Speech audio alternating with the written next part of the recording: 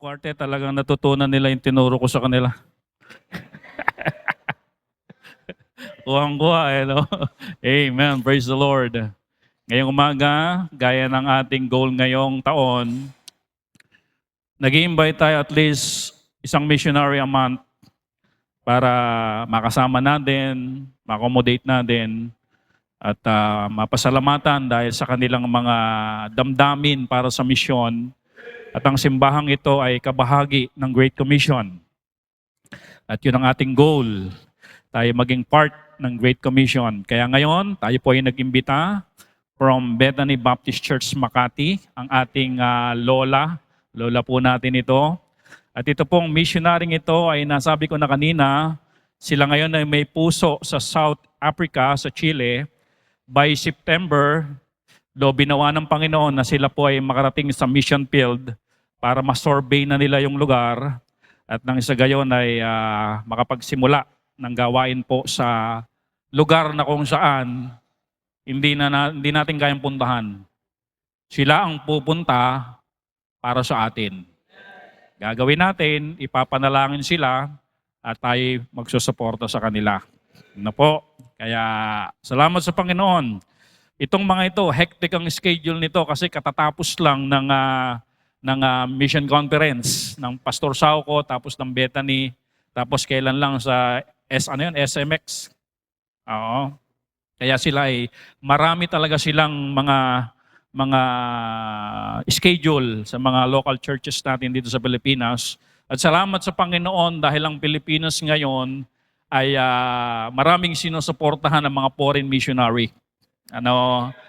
At ang Makati ay meron atang 500 missionary na sinusuportahan. No? Local ba yun, sir, at saka foreign? Ako, 500 missionary. Kaya ang biyaya ng Panginoon sa Bethany Makati, ang kanilang building ngayon, ang dati alam ko 10th story building lang, ngayon 12 na. At plano nilang bilihin pa ang buong Makati. Amen. Alam nyo, yung Dian Makati, mas kilala ngayon sa Bethany.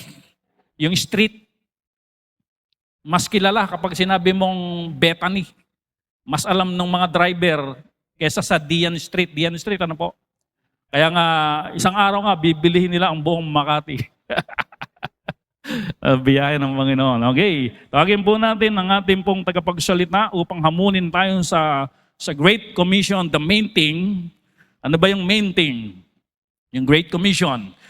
Tawagin po natin ang missionary Vince Louis Calos from Bethany Baptist Church, Makati.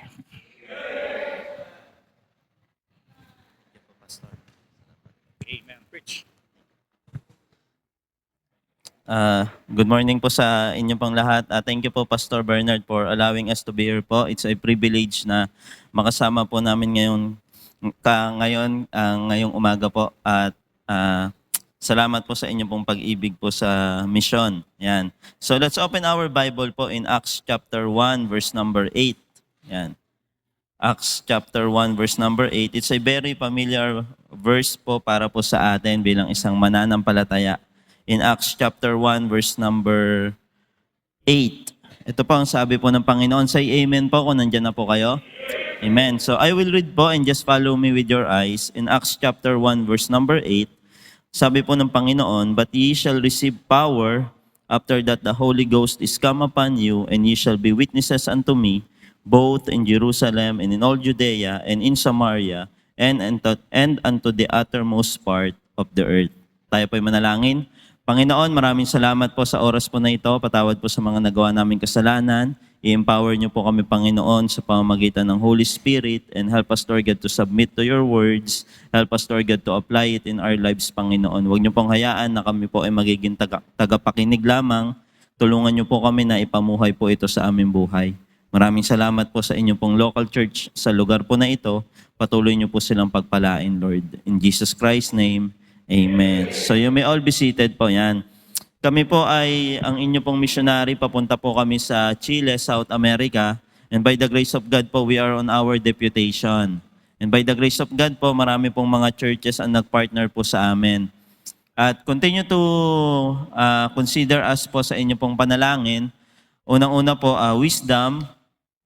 Pangalawa, good health. And pangatlo po, faithfulness sa ministry na ibinigay po sa amin ng Panginoon. Ang akin pong asawa, si Gillian, ay 7 months pong pregnant. And by the grace of God po, the Lord provided all the needs ng akin pong asawa sa kanyang pong pagbubuntis. Ano po? Kasi nung nabuntis po yung aking asawa, ang panalangin ko sa Panginoon ay hindi ko alam kung saan kukuha ng pang-check up. Then nakita ko po yung kamay ng Panginoon. Ano po? The Lord used the government doon po sa Makati kasi meron po siyang libreng check-ups at mga vitamins sa kanya pong pagbubuntis.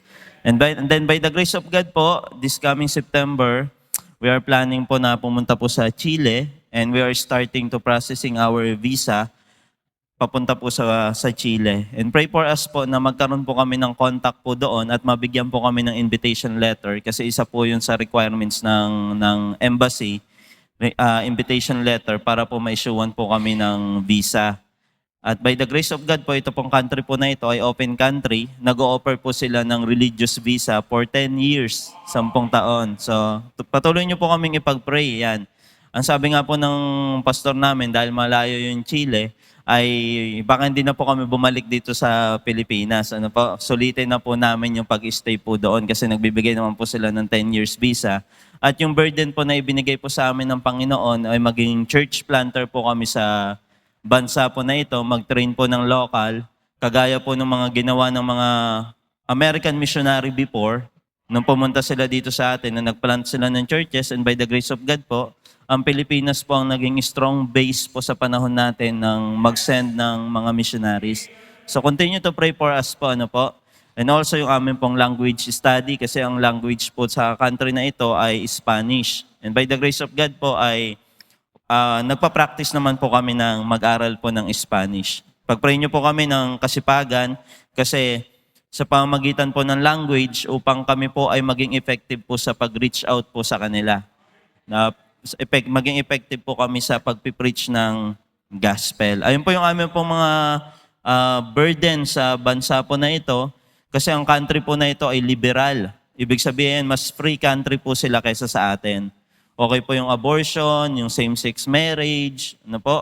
At yung country po na ito ay meron lamang po siyang 19 million population. Okay?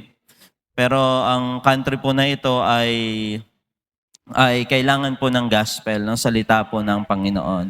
Okay po, so maraming salamat po ulit, church and pastor.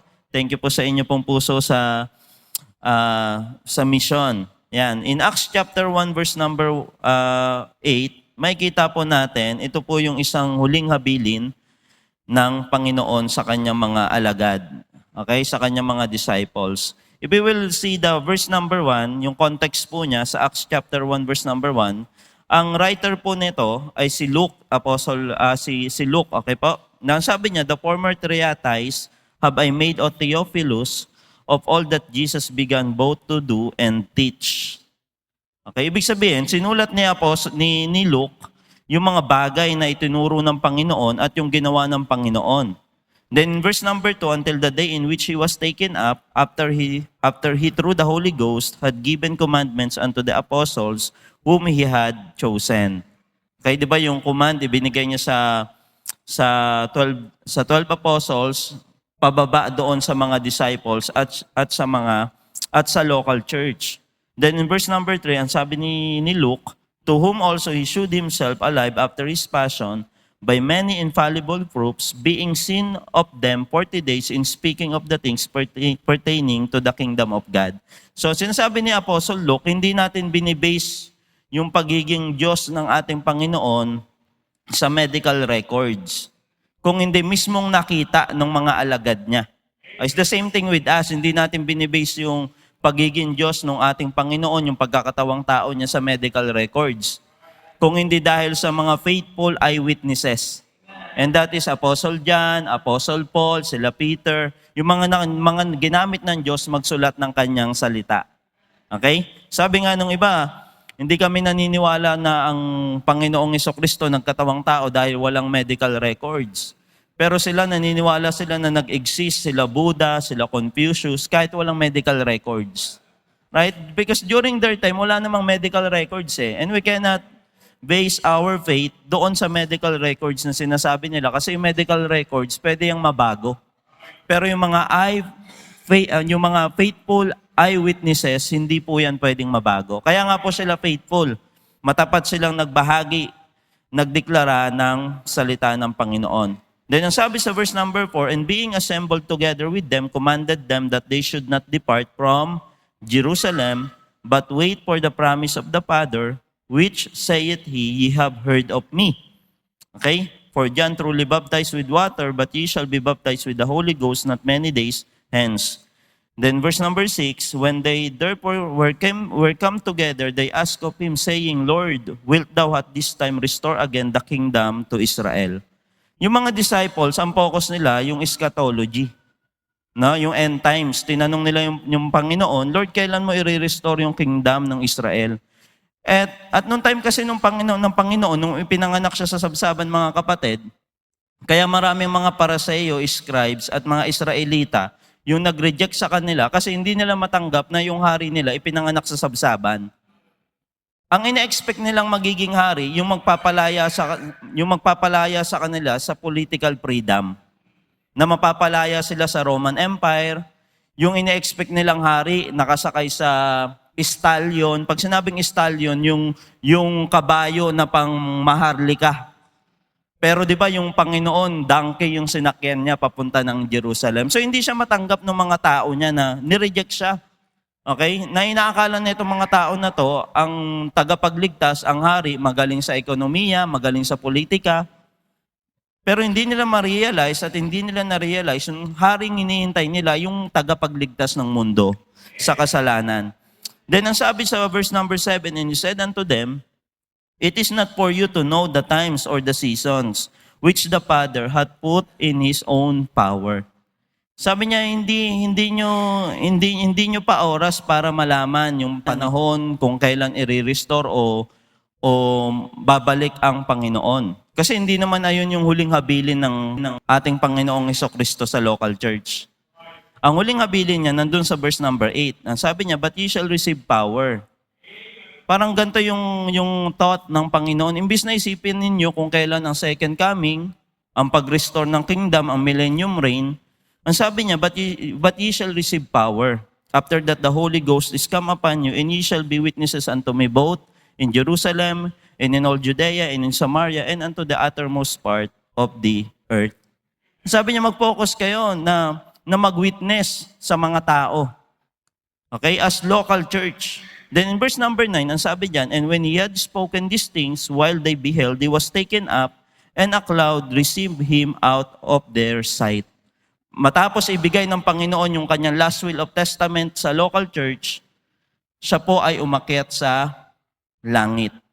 Okay, ang sabi dun sa verse number 9, and when he had spoken these things, while they beheld, he was taken up, and a cloud received him out of their sight. Alam niyo po ba yung cloud, ang significance ng cloud sa mga Hudyo, in the Old Testament, di ba merong pillar of clouds? Ang ibig sabihin nun, nasa kanila yung glory ng Panginoon. It's the same thing dito sa verse number 9. Nung nireceive ng clouds ang Panginoon, ang mga disciples, siguro nung time nila, namangha sila kasi nakita nila yung glory ng Panginoon. Okay? Then in verse number 10, ang sabi dyan, and while they looked steadfastly toward heaven, as he went up, behold, two men stood by them in white apparel. Siguro dahil sila ay namangha, matagal silang nakatingin doon sa cloud. No, namangha sila kung paano nag-ascend ang Panginoon pabalik sa langit. Then ang sabi sa verse number 11, which also said, ye men of Galilee, why stand ye gazing up into heaven? Non, sila ay nakatingin sa langit. Then ang sabi ng Panginoon, bakit kayo ay nakatingin lang dyan sa langit? This same Jesus which is taken up from you into heaven shall so come in like manner as ye have seen him go into heaven. Okay? Ito rin ang tanong sa atin, ano? Why stand ye gazing up into heaven? Bakit tayo ay nakatingin Kagaya ng mga disciples na wala tayong ginagawa. In verse number 8, ang sabi diyan ng Panginoon, but ye shall receive power. We have a power from the Holy Spirit. Okay? Pangalawa, we have a high priest, the Lord Jesus Christ.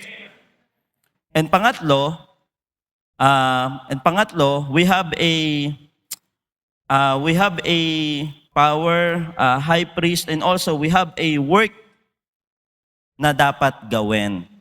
So bakit, ang sabi ng anghel, ye men of Galilee, why stand ye gazing up into heaven?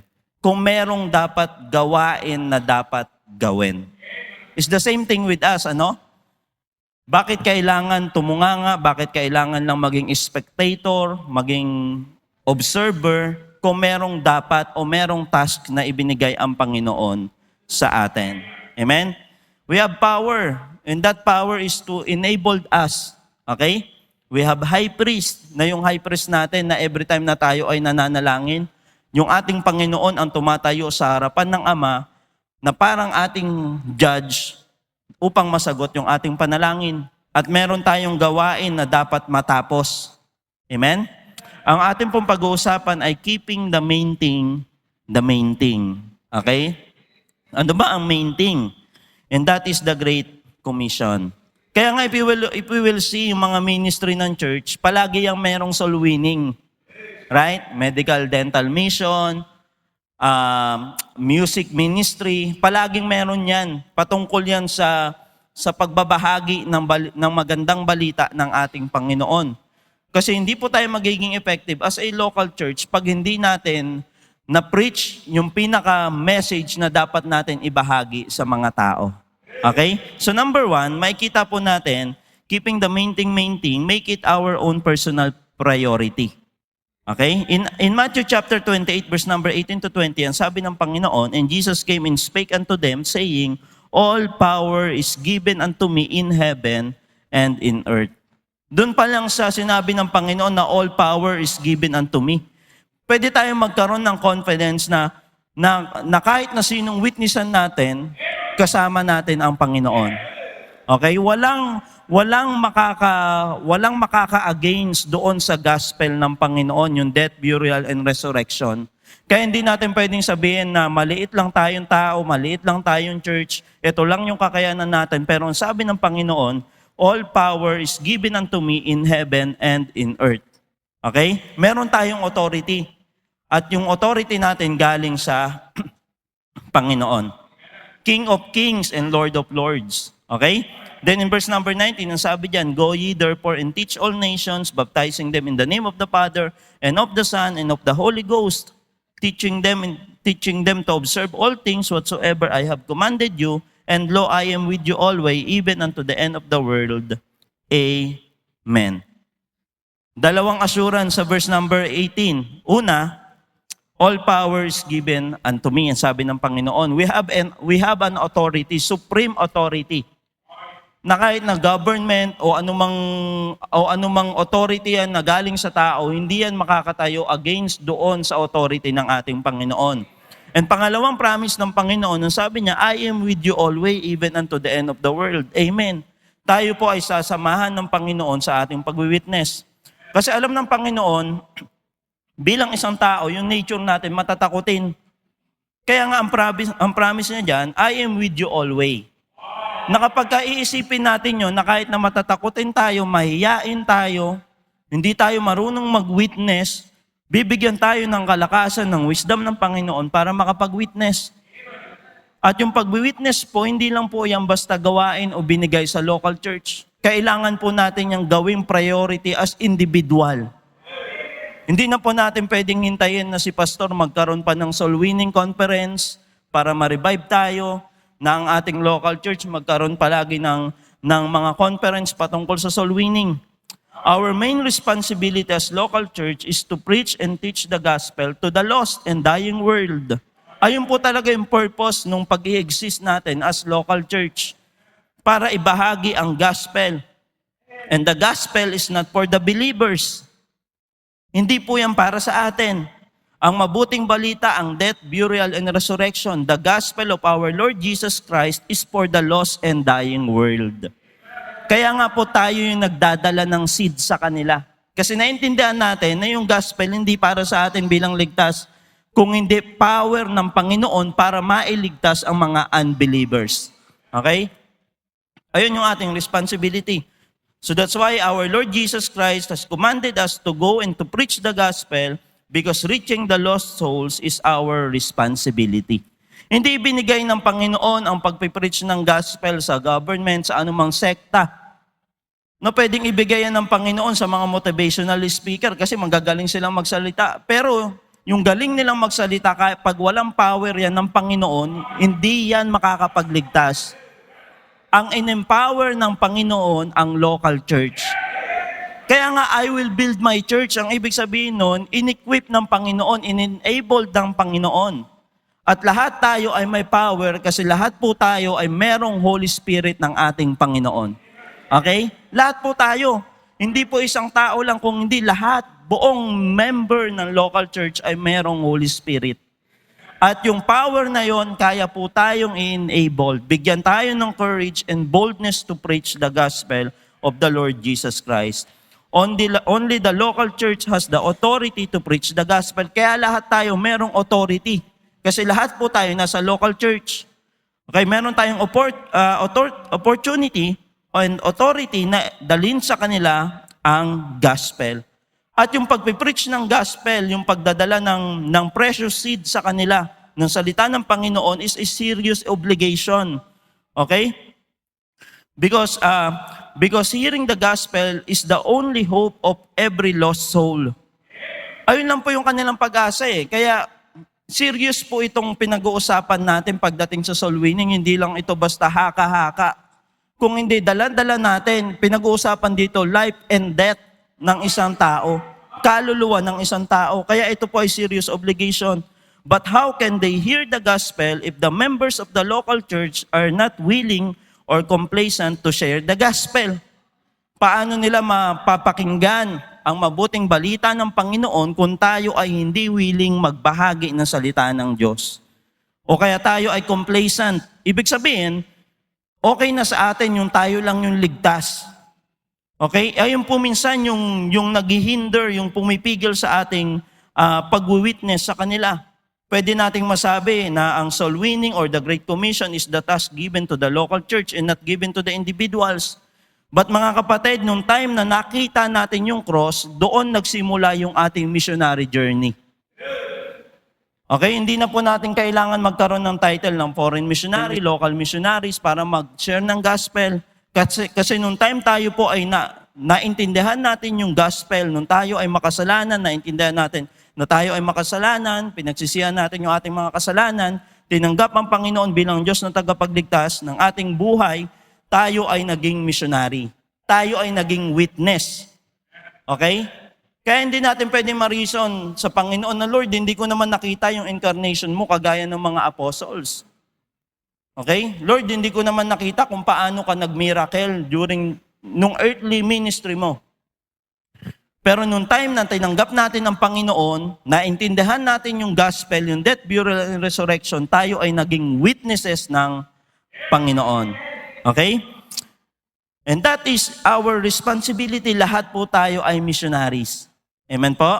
Ang sabi nga po ni Apostle Paul sa Romans chapter 1 verse number 14 to 16, I am debtor both to the Greeks and to the barbarians, both to the wise and to the unwise. Ang sabi niya dyan, I am debtor. Naintindihan ni Apostle Paul nung siya ay niligtas ng Panginoon, tinanggap niya yung gospel, naunawaan niya yung gospel, meron siyang pagkakautang.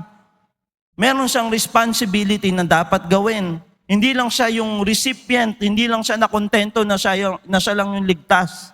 Hindi siya nakontento na siya lang yung pupunta sa langit, na ang sabi niya dyan, both to the Greeks and to the barbarians, both to the wise and to the unwise. Noong time ni Apostle Paul, mga kapatid, kahit sino wini-witnessan niya. Right? Kahit si King Agrippa, kahit ngayong Corinth yung Corinth na napasaway na church na na-establish niya, bunga rin ng kanyang pagsusumikap para maibahagi ang salita ng Panginoon. Then verse number 15, ang sabi diyan, so as much as in me is I am ready to preach the gospel to you that are at Rome also. Then verse number 16, for I am not ashamed of the gospel of Christ, for it is the power of God unto salvation to everyone that believeth, to the Jew first and also to the Greek. Bakit hindi na-ashamed si Apostle Paul na ibahagi o i-preach yung gospel? Kasi ayan yung kapangyarihan ng Diyos para maligtas ang isang tao.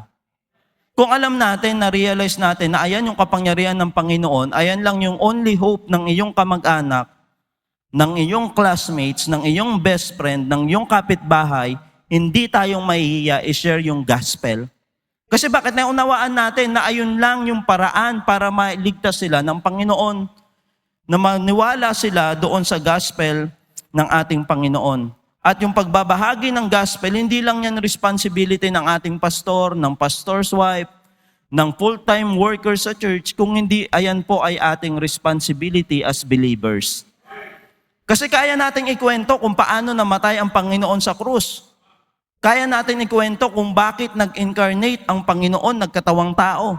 Kaya natin ikwento kung bakit ang Panginoon ang perfect sacrifice. Bakit? Kasi na-witness natin. And bilang witness, dapat maibahagi natin yun sa tao. Okay? Kaya maraming tao ngayon nagkakaroon sila ng maling perspective na ang kaligtasan sa pamamagitan ng reliyon, ng bautismo. Kasi bakit? Walang nagtuturo sa kanila na witness. And God wants us to become a faithful witnesses.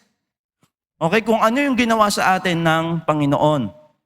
Ayan po yung ating responsibility. So that's why dapat maging personal priority po natin ang pagbabahagi ng salita ng Diyos. Alam niyo po, napakabuti ng Panginoon sa bawat isa. Ano po, kahit na hindi ka marunong kung nahihiya ka mag-share ng gospel, bibigyan ka ng Panginoon ng partner. Na di ba, minsan pag sa soul winning, by two yan eh. Minsan matitrain ka sa kasama mo, kung paano mag-approach, kung paano magturo. Minsan naman, pag ikaw lang mag-isa, praise the Lord, sa gospel tracts. No, pwede kang magbigay ng gospel tracts. Ang pagsosoul win po ay ating pong responsibility. In Ezekiel chapter 3 verse number 17 to 19, ang sabi ng Panginoon, Son of man, I have made thee a watchman unto the house of Israel. Therefore, hear the word at my mouth and give them warning from me. Bakit sinabi ng Panginoon, give them warning from me? Kasi ang Panginoon, hindi na siya bababa para warningan yung isang unbeliever. Tayo na po yung gagamitin ng Panginoon bilang mouthpiece niya dito sa mundo. Okay? Hindi na magsasalita ang Panginoon dun sa burning bush kagaya dati. Tayo po ang gagamitin po ng Panginoon. Then in verse number 18, ang sabi niya dyan, when I say unto thee, unto the wicked, thou shalt surely die, and thou givest him not warning, nor speakest to warn the wicked from his wicked way, to save his life, the same wicked man shall die in his iniquity, but his blood will I require at thine hand. Tayo bilang isang Kristiyano, bilang mananampalataya, na naintindihan natin na lahat ng tao ay makasalanan at ang kasalanan may kabayaran, kamatayan. Pag hindi natin na-warningan yung mga tao, tayo po yung mananagot sa kanila. Kasi bakit? Accountability po natin sila. Hindi po nila alam yung way. Di ba? Ang sabi nga ng Panginoon, I am the way, the truth, and the life. Maraming mga tao na akala ang kaligtasan sa pamamagitan ng good works.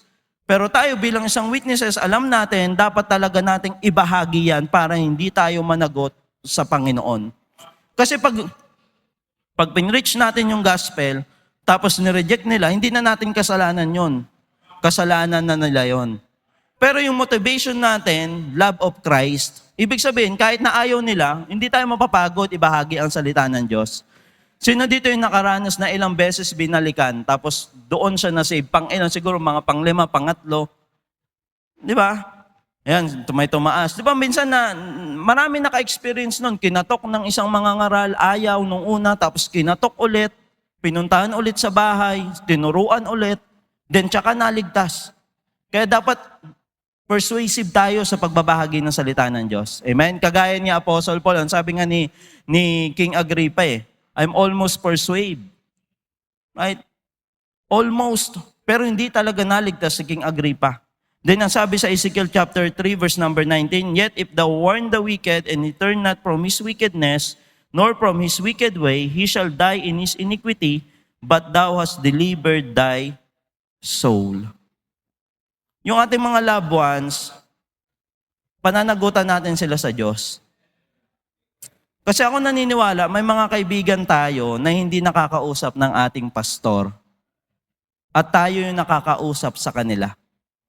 And that is our responsibility.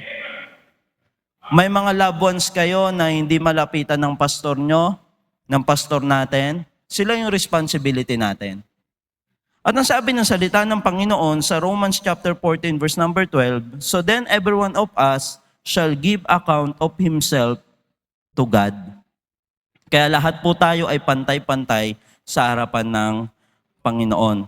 We need to make it our own personal priority, yung pag-win soul, mga kapatid. We Christians, there's a tendency and easy for us to get sidetracked about issues of life and we forget the main thing. No, mahirap minsan mag-focus doon sa main thing ng Panginoon na ibinigay niya sa local church. And we might think that the main thing is a building or etc.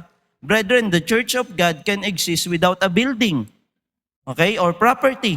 But the church of God can't exist without mission or soul winning. Mamamatay po ang local church kapag wala pong soul winning, pag hindi po tayo nag-function doon sa responsibility na ibinigay sa atin ng Diyos. Minsan po ang naisip natin, akala natin yung ministry ay patungkol lang sa choir, patungkol lang sa ushering, patungkol lang sa EBTech. Ang unang binigay na ministry sa atin ng Panginoon, ministry of reconciliation. Ibig sabihin, lahat tayo ay ambassador ng ating Panginoon. At nasa atin yung susi, yung mensahe para ma-reconcile sila sa Diyos. Ayun yung gospel. Okay? Sometimes it's easy for us to give tithes, offerings, first fruits, no, kumanta sa choir, do the ABTech, than to be a witness for Christ. No, sa panahon natin ngayon, lahat po tayo guilty na mas madali lang sa atin kumanta sa choir, mag-involve sa ABTech, pero nahihirapan tayong mag-witness para sa Panginoon. As I said a while ago, nature kasi natin yung matatakutin, maiyain. Ngayon, kung hindi natin i-claim yung power na ibinigay sa atin ng Panginoon, mananatili tayo sa pagiging maiyain at matatakutin. Matatakot tayo dun sa rejection. Kasi ayun naman talaga yung takot ng isang soul winner, ma-reject siya. Hindi siya mapagbuksan ng pinto, masigawan siya. Pero kung maintindihan natin yung power na ibinigay sa atin ng Panginoon, hindi tayo matatakot. Ang sabi nga ng Matthew chapter 23 verse number 23, woe unto you, scribes and Pharisees, hypocrites, for ye pay tithe of mint and anise and cumin, and have omitted the weightier matters of the law, judgment, mercy, and faith. This ought ye to have done, and not to leave the other undone. Then in Luke chapter 11 verse number 42, but woe unto you, Pharisees, for ye tithe mint and rue and all manner of herbs, and pass over judgment and the love of God. Ang sabi niya sa mga Paraseyo, nagbibigay kayo ng inyong tithes, rue and all manner of herbs. Pero nakalimutan ninyo yung judgment and the love of God. And what is the love of God? Makwento natin sa ibang tao kung paano namatay ang Panginoon sa krus para sa kanila. Okay? Ano po, minsan ayun yung nakakalimutan po natin ang pag-ibig ng Diyos. This ought ye to have done and not to leave the other undone. Okay po? And if we are living for Christ, we need to remember that God's purpose for us here on earth is to become conformed to the image of Christ. Ayun po ang isang goal ng isang Kristiyano, yung maging Christ-like. Ang sabi nga po sa Romans 8:29, for whom He did foreknow, He also did predestinate to be conformed to the image of His Son, that He might be the firstborn among many brethren. We are to become like Him. Okay po? One of the ways we are to become like Him is in our love for the lost. Para makita natin ng isang Kristiyano na Christ-like siya, hindi dapat nawawala doon ang pag-ibig sa kaluluwa. Kasi doon po patungkol ang ating Panginoon. For God so loved the world that He gave His only begotten Son, that whosoever believeth in Him should not perish but have everlasting life. The closer you get to God, the more you will be like Him, and the more your love for the lost will grow. Hindi po pwede na masabi natin na meron tayong intimate relationship sa Panginoon pero wala tayong pag-ibig sa mga kaluluwa. Kasi ang Panginoon, ang inibig niya, ang mga kaluluwa, ang mga tao. At ayun po ang gusto ng Panginoon sa atin. Ang sabi nga po sa Luke chapter 19 verse number 10, "For the Son of Man is come to seek and to save that which was lost." Buong ministry ng Panginoon, nung earthly ministry niya, wala siyang ginawa kung hindi mag-preach ng gospel, mag-ministry, magpagaling ng may mga sakit. And God gave us for a purpose to become witness to others. Dapat yung existence natin bilang isang Kristiyano ay hanapin, kumatok, mag-witness sa mga tao. Okay? And to become an effective witness of the Lord, we need to understand that you and I have a responsibility to share the gospel to others. Pag hindi natin maintindihan na responsibility natin yan, hindi magsisingkin sa ating puso na tayo ay witness ng Panginoon. So that's why we need to make it our own priority. Okay? Kasi meron kayong workplace na hindi napupuntahan ng inyong pastor, ng ating mga pastor. Meron kayong boss na hindi kakilala ng inyong pastor. Kung ikaw ay teacher, meron kang estudyante na dapat witnessan.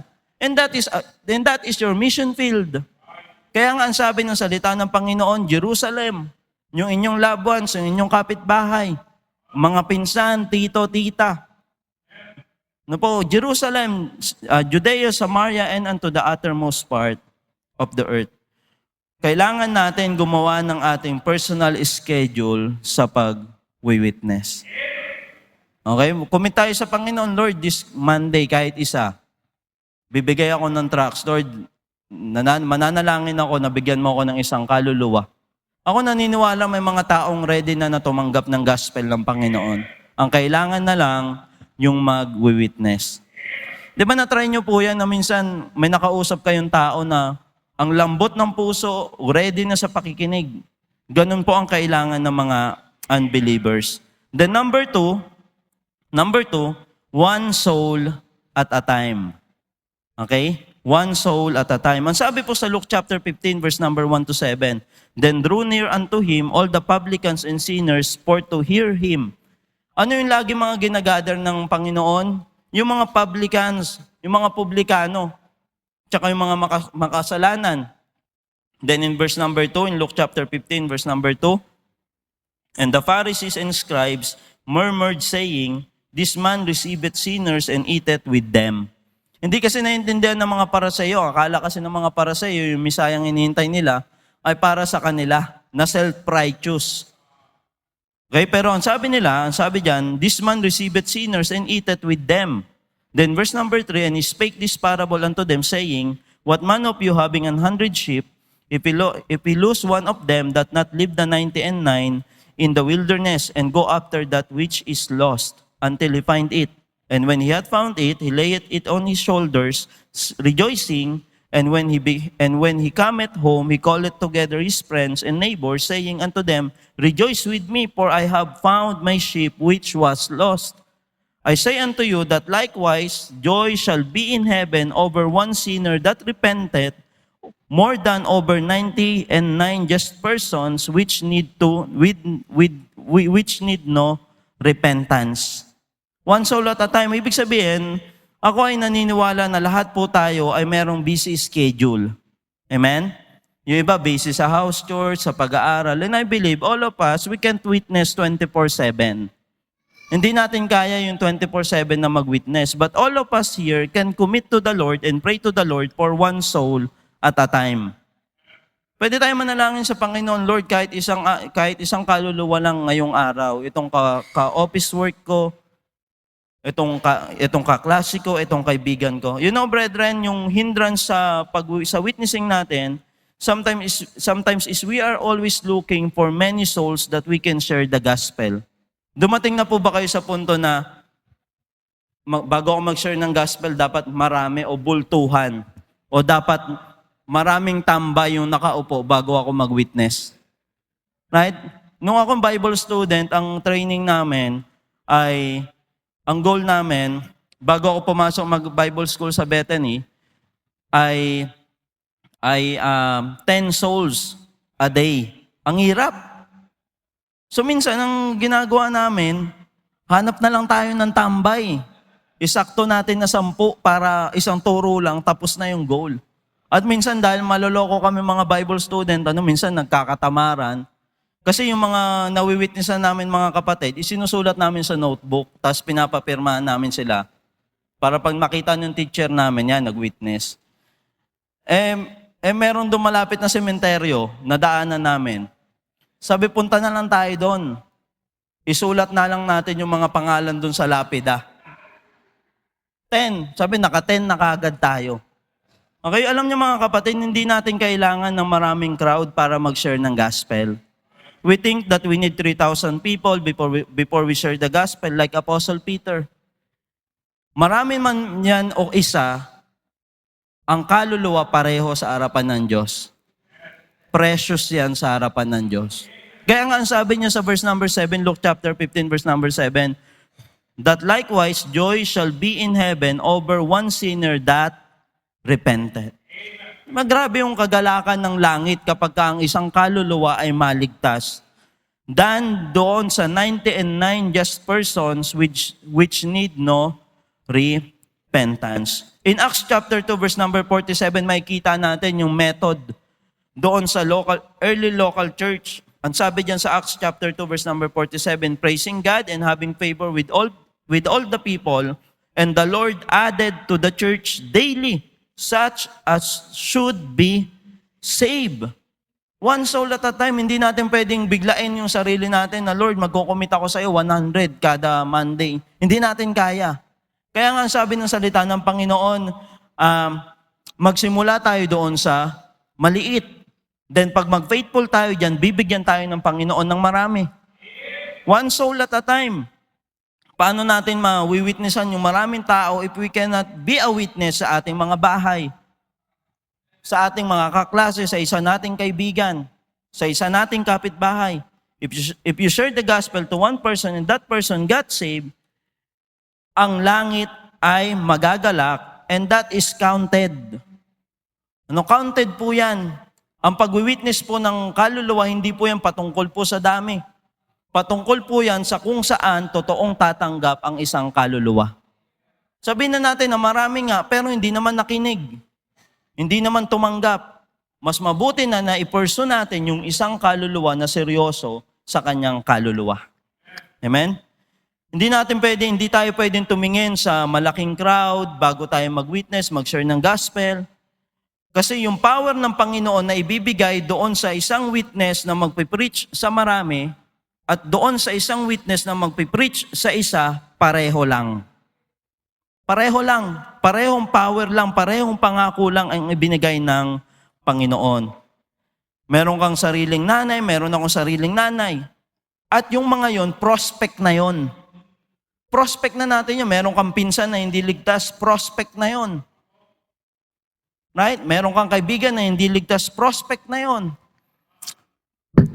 And then if you are the teacher and the Lord convicted you na mag-preach ka, may estudyante ka, prospect na po yun. Kung ikaw ay doktor, may pasyente ka, prospect na po yun. In John chapter 4, verse number 6 to 10, ang sabi po ng salita ng Panginoon, now Jacob's well was there. Jesus therefore being wearied with his journey sat thus on the well, and it was about the 6th hour. Noong time po na ito po ay, ang Panginoon galing po siya sa Galilee, papunta po siya sa Judea. So, madadaanan niya yung Samaria. Yung Samaria po, during the time of the Lord Jesus Christ, maraming mga taga-Israelites na ayaw dumaan doon sa Samaria. Kasi sila po ay mga neglected na tao. Hindi nila tinatanggap kasi nga dahil sa intermarriage na nangyari. Half Jew, then half Gentiles. Ganun po yung lahi. So, ayaw nilang daanan. Pero ang Panginoon, may purpose siya kung bakit siya dadaan sa Samaria. Then in verse number 7, there cometh a woman of Samaria to draw water. Jesus saith unto her, give me to drink. Okay? Nakita ng Samaritan woman ang Panginoon. Then verse number 8, for his disciples were gone away unto the city to buy meat. Then saith the woman of Samaria to him, how is that thou, being a Jew, askest drink of me, which am a woman of Samaria? Kaya nagulat yung babae. yung Samaritan woman, sabi, isa kang Hudyo, then tatanungin mo ako, hihingi ka sa akin ng tubig. Kasi in the history mga kapatid, wala pong dealing yung mga Hudyo sa mga taga-Samaria. Parang ano sila, racist.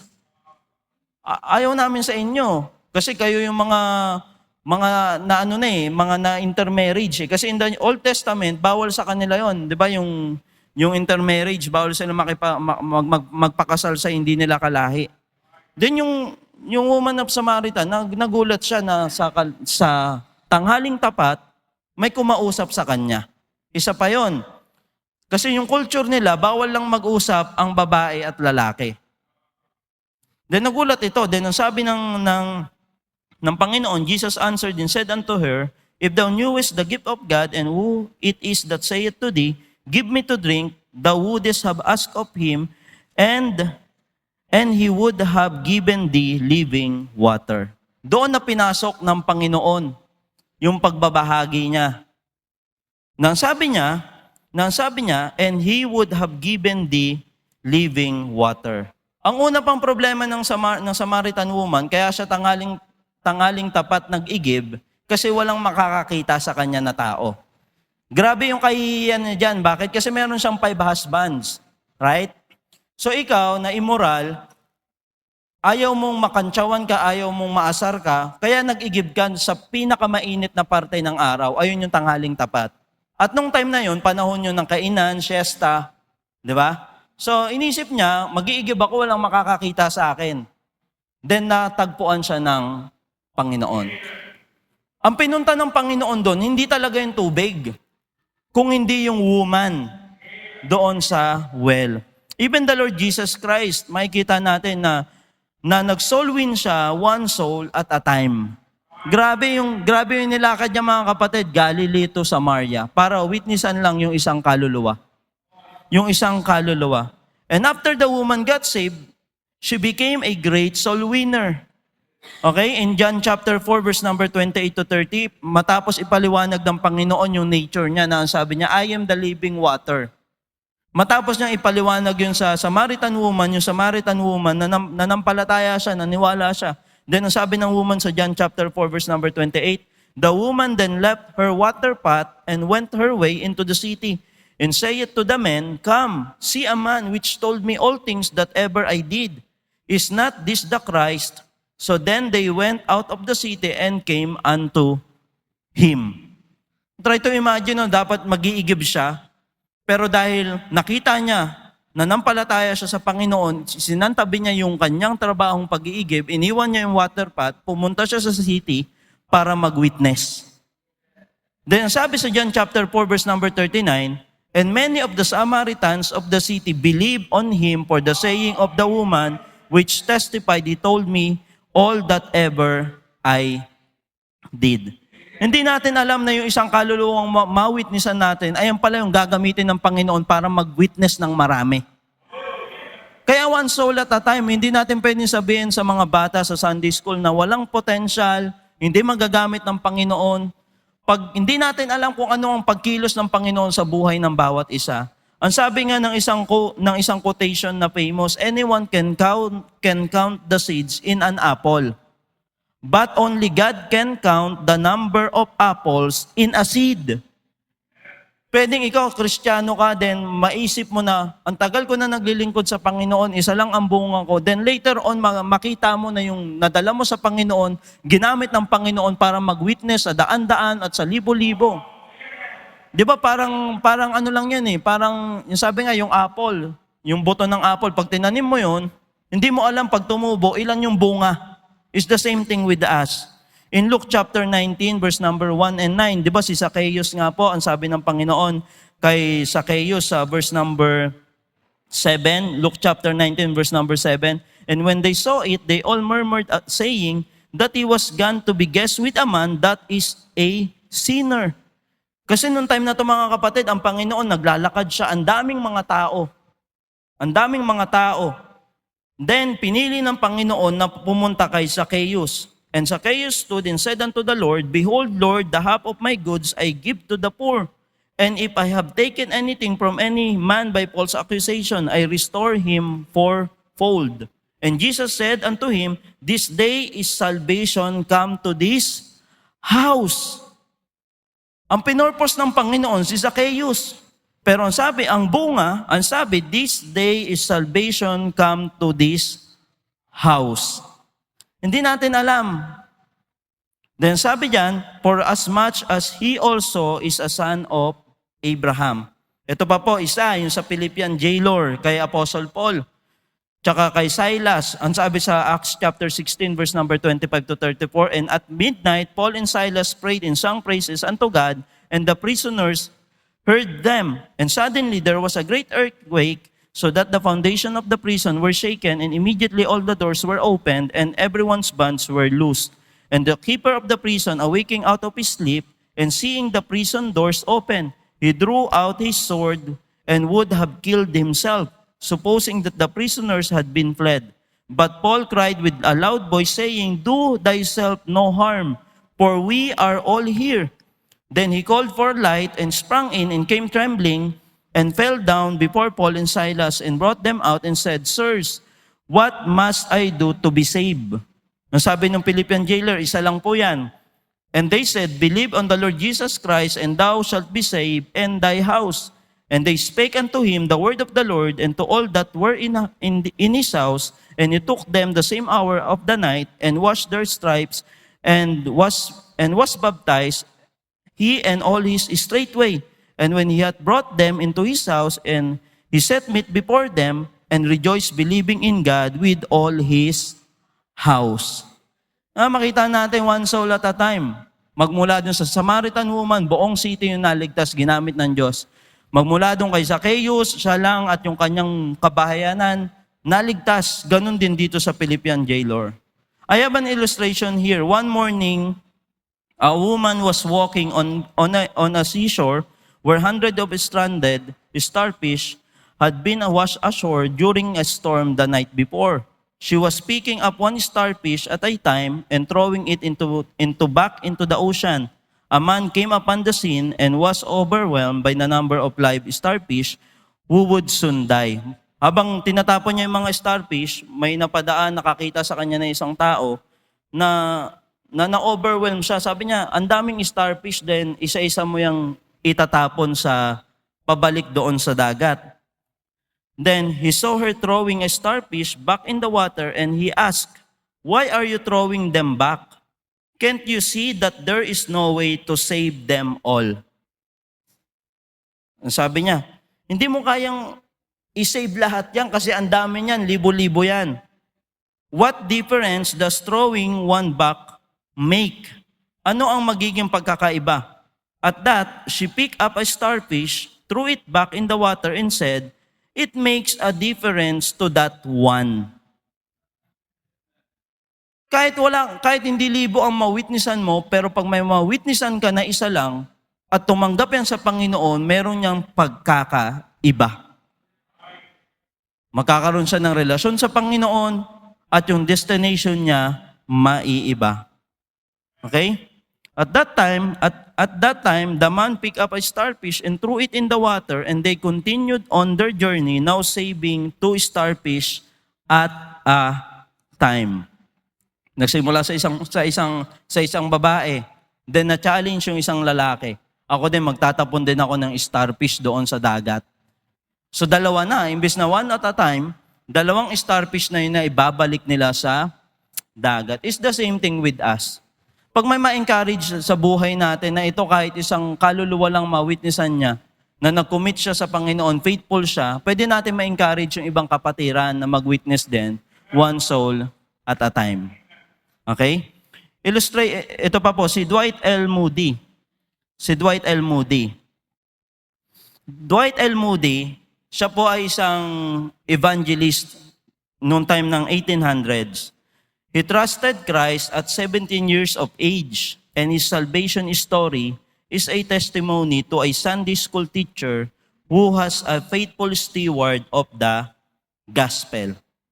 At 17-year-old, Dwight went to a church out of duty. All sermons sounded alike to him, and he would often fall asleep during the message. Di ba ganyan minsan yung mga bata sa Sunday school natin? Pag minsan paulit-ulit na yung story, di ba may mga batang nakakatulog, alam na nila yung sequence, alam na nila yung pagpasok ng story.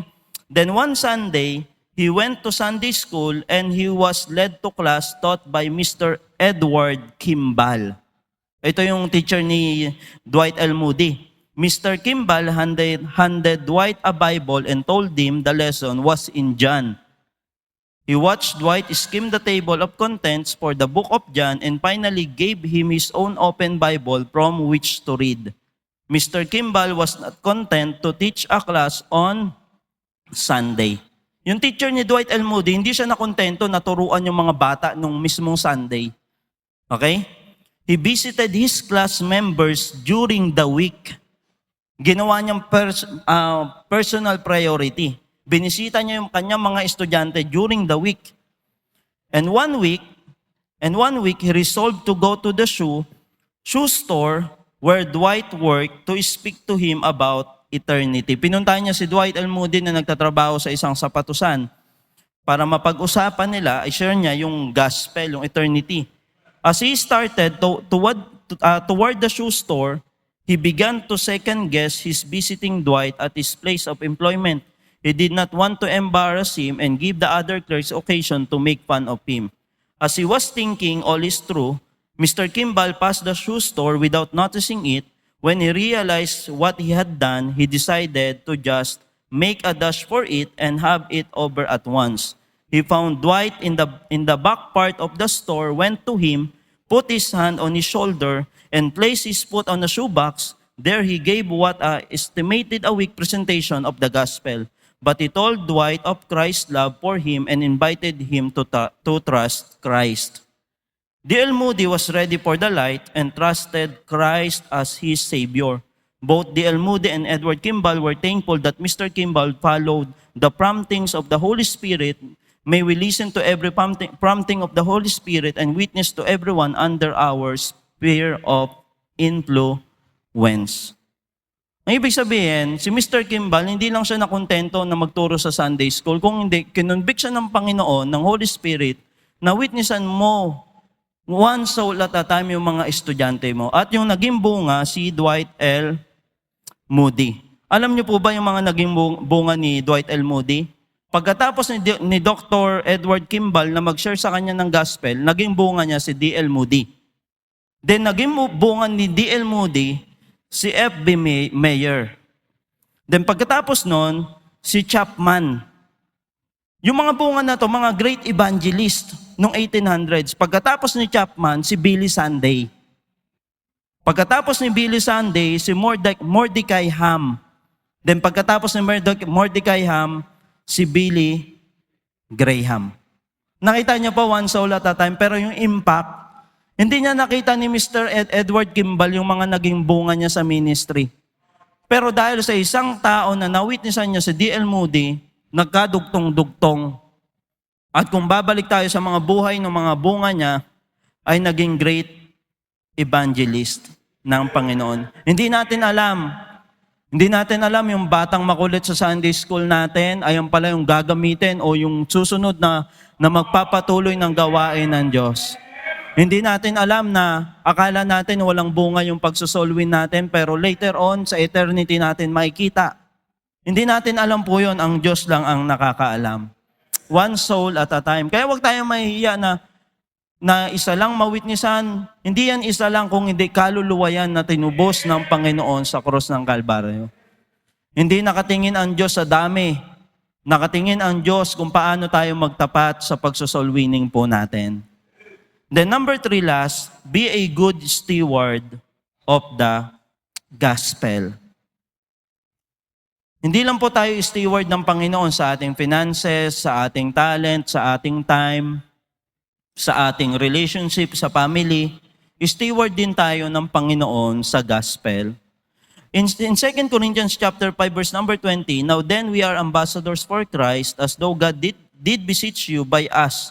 We pray you in Christ instead, be ye reconciled to God.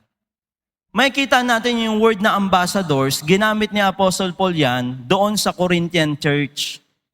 Kung isipin natin, paano magiging mabuting ambassador itong church na ito? Pasaway nga itong church na ito. Ang dami nilang problema, immorality, division. Paano pa nila mapepresent ang Panginoon na maayos sa mga unbelievers? And we are ambassadors of Christ. It means you and I are both representative of our Lord Jesus Christ here in this world. Tayo nagre-representa sa Panginoon. Kaya nga sabi ng salita ng Panginoon, ye are the light of the world, a city that is set on hill, cannot be hid.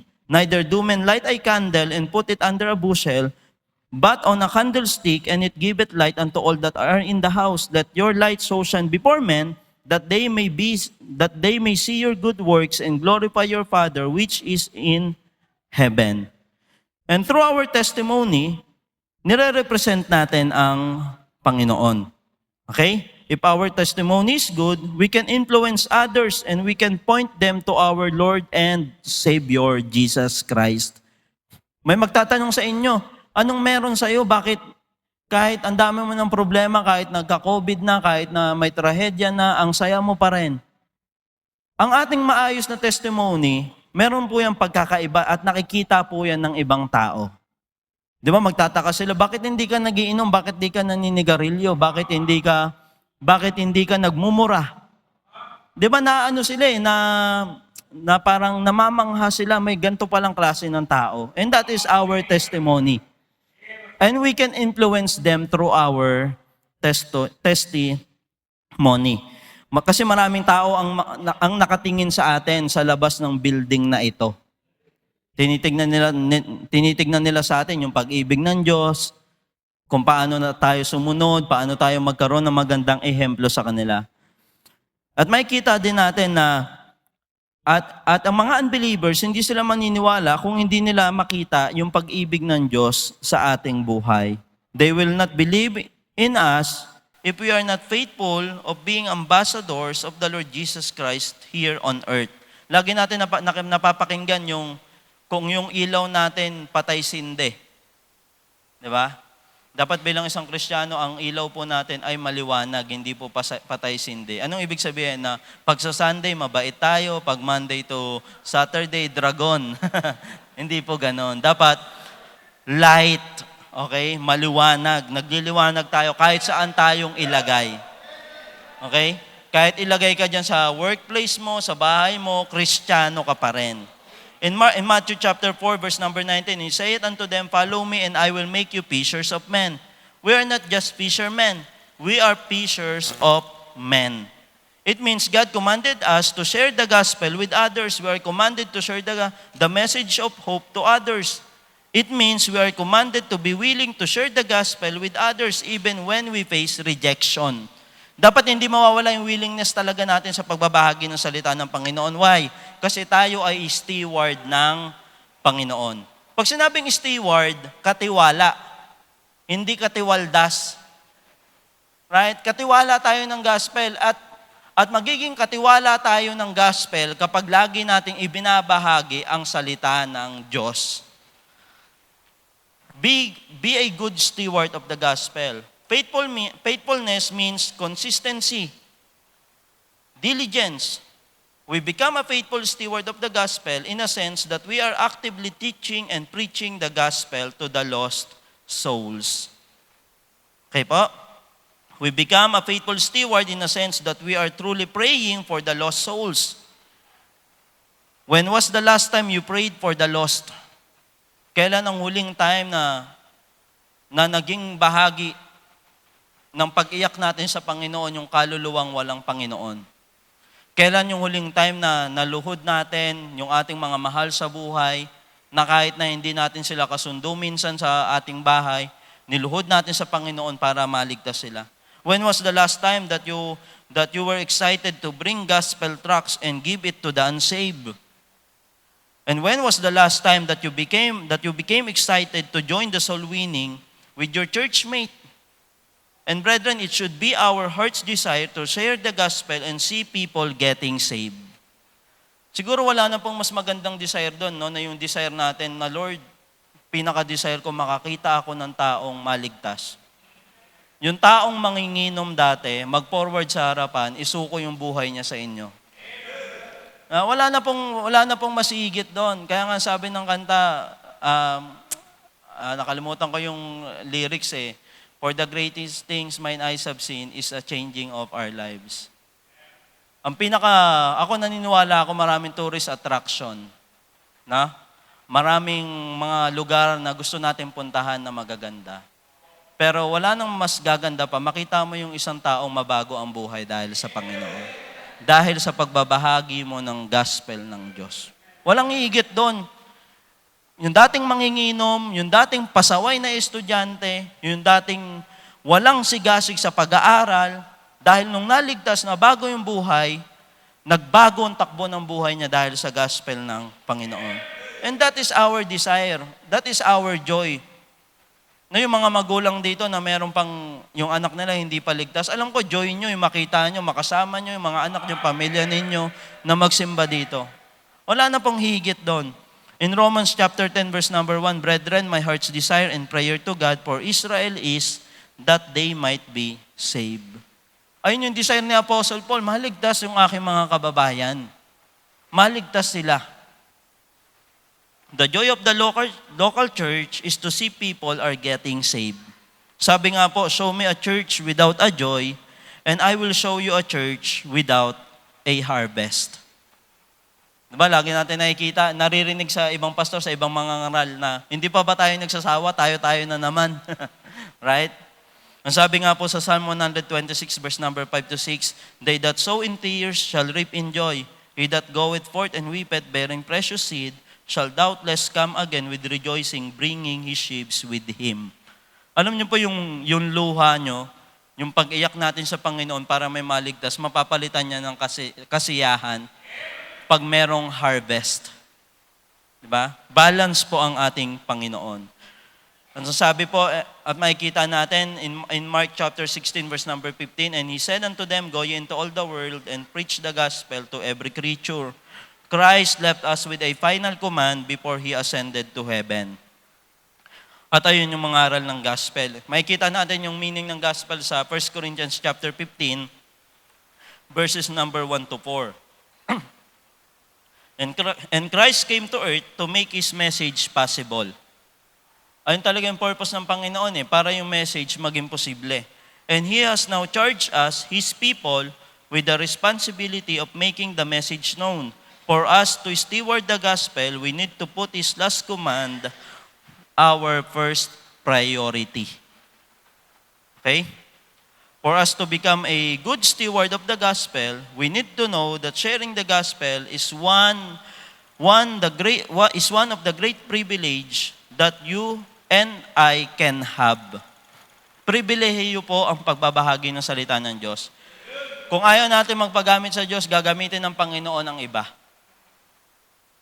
At hindi natin mararanasan yung pusong masaya na merong naliligtas pag ayaw natin magpagamit sa Panginoon.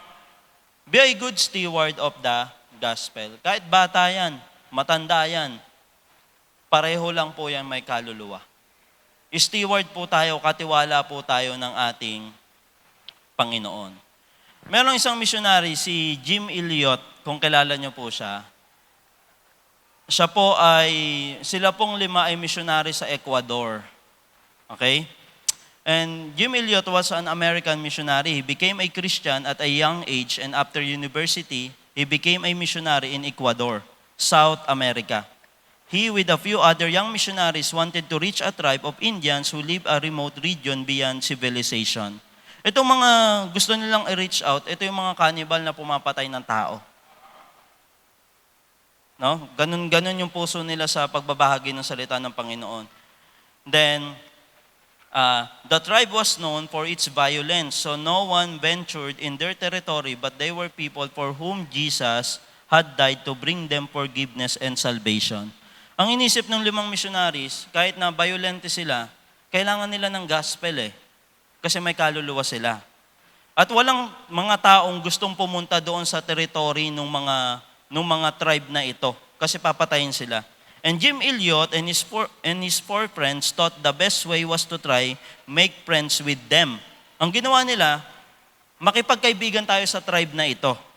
They made contact by flying a small aircraft down their river bank. They made contact from their airplane with the tribe by using a loudspeaker and a basket to pass down gifts. Ang ginawa nila, sumakay sila sa maliit na helicopter, then may malaki silang speaker, siguro doon sila nagsasalita para marinig ng tribes. Then, dahil gusto nila maipagkaibigan, nagbaba sila ng regalo na nakabox. After several months, the men decided to build a base a short distance from the Indian tribe. There they were approached several times by small groups of Indians and even gave an airplane ride to one curious man. Encouraged by these friendly encounters, they began plans to visit the tribe, but then a larger group of Indians arrived who were vicious, and they killed Eliot and his 4 companions on January 8, 1956. Grabe, no? Pero yung ibang Indian, na-reach out nila eh. Pero may isang grupo na pinatay sila. At yung 5 missionaries namatay. After his death, an entry was found in his diary. Ang sabi ni Jim Eliot, "He is no fool who gives what he cannot keep to gain what he cannot lose." Parang yun, okay lang na mamatay ako para sa gospel at kupurian ng Diyos. At alam niyo po ba yung Ecuador sa panahon natin ngayon, open country na po siya. Hindi na po kagaya dati. Nang sabi nga ni Apostle Paul in Philippians chapter 1 verse number 21, "For to me to live is Christ and to die is gain." Bakit gain? Kasi alam natin at lahat tayo merong assurance na pag mamatay tayo, pag mulat natin ng mata, sa langit tayo. At kaya ngayon trials, yung pagkahiya natin, yung pagiging matakotin natin, hindi naman po yan eternal eh. Dito lang po yan sa lupa. And by the grace of God, na kahit ganun yung nature natin, binigyan tayo ng provision ng Panginoon. Mga kapatid, soul winning is a wise investment. Wise investment.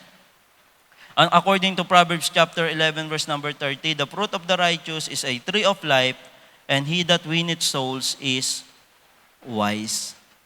Hindi pala yung katatawa sa harapan ng Panginoon, kung hindi ayun ang isa sa pinaka-wise na magawa natin sa harapan ng Diyos.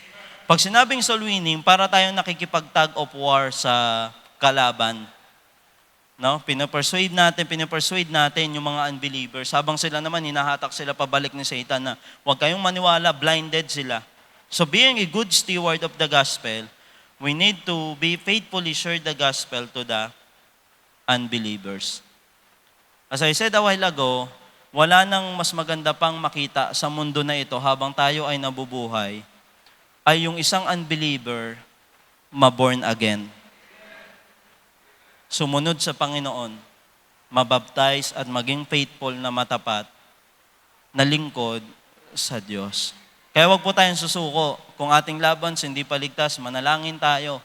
Kung hindi mo kayang masyaran yung loved ones mo, tawag ka ng mga men sa church. "Brad, pastor, pwede ba kayo mag-Bible study sa bahay? Pwede mo ba silang bahagian ng salita ng Diyos?" Marami pong paraan. Pag hindi ka marunong mag-share ng gospel, may gusto kang witnessan, magpasama ka sa marunong. Marami pong paraan. Keep the main thing the main thing. I hope that you learned something from the preaching of the Word of God this morning. May you please all stand up and let us pray. Our Lord God, Heavenly Father, Lord, thank you, Lord, for the opportunity, Panginoon, na kami po ay sumamba sa inyo pong harapan. Maraming salamat po sa inyo pong salita na pwede pong magbigay po sa amin, Panginoon, ng kalakasan. Ako po'y nananalangin sa oras po na ito, Panginoon, na kung meron man po kayo nakitang mali sa aming puso, tanggalin niyo po ito. Tulungan niyo po kami, Panginoon, na magbahagi ng inyong salita na may katapatan po sa inyo, Lord God. I pray, Lord God, sa church po na ito, i-empower niyo po sila, Panginoon, ng inyong pong banal na Espiritu. Kayo po ang kumausap po sa kanila, kayo po ang sumagot sa kanilang mga panalangin. Maraming salamat po sa paggamit niyo po sa bawat isa. Maraming salamat po sa inyo pong provision sa bawat isa. Habang nakapikit ang mga mata at nakayuko ang mga ulo, tatawagin ko si Pastor para magbigay ng invitation.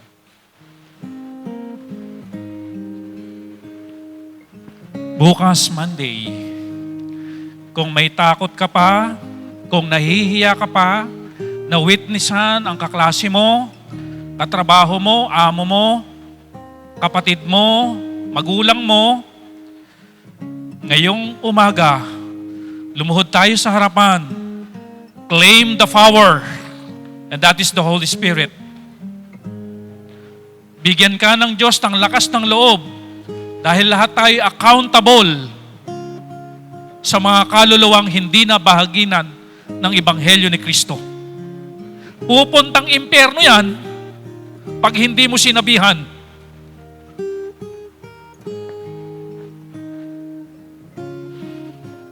You talk to God, Panginoon.